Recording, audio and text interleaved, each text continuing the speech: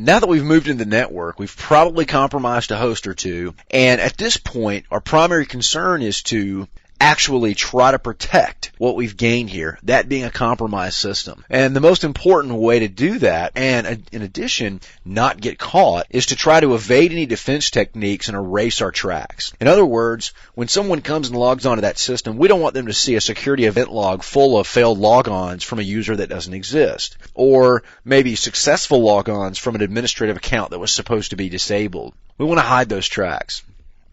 So our idea is to either, during the attack process, to evade detection or to erase tracks to prevent future detection.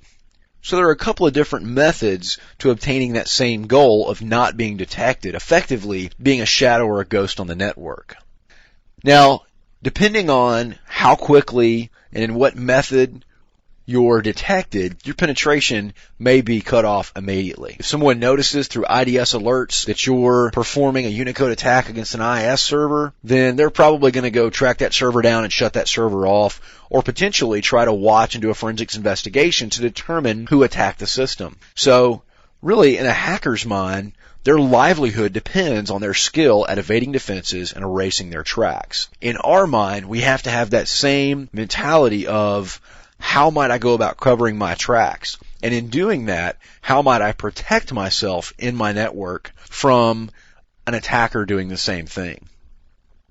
Now, common methods for evading defenses might be fragmenting packets. There's programs out there that specifically do that, called FragRoute and a couple of others that attempt to evade intrusion detection systems. There are various port redirectors and encoders that will change the flow and the look and feel of various traffic to actually pass through firewalls. If we have an intrusion prevention system, there are actually methods to evade those so that they don't cut off our attack stream. Now, once we're in the system and we want to cover our tracks, then we actually move into things like deleting log files. A great example of this is the IIS log file. Unicode attacks have a very specific pattern when logged into the IIS log file. We want to go in and remove those log entries. We don't want to delete the entire log or remove all entries from it because that would be even more suspicious. But we want to go in and just remove the entries that mention anything about the attack that we're performing.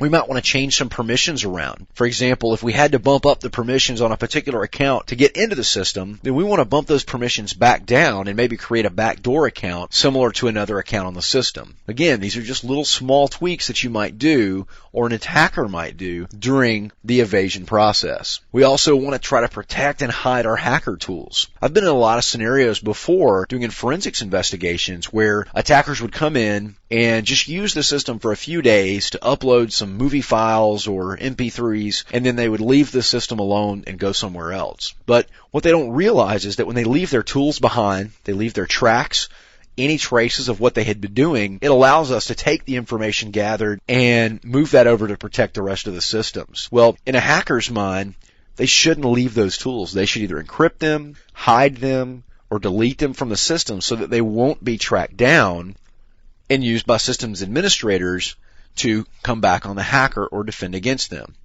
Moral of the story is, we want to make sure that when we get in, that even if we can hide and manipulate information, understanding how to do that can protect ourselves from having that happen to us.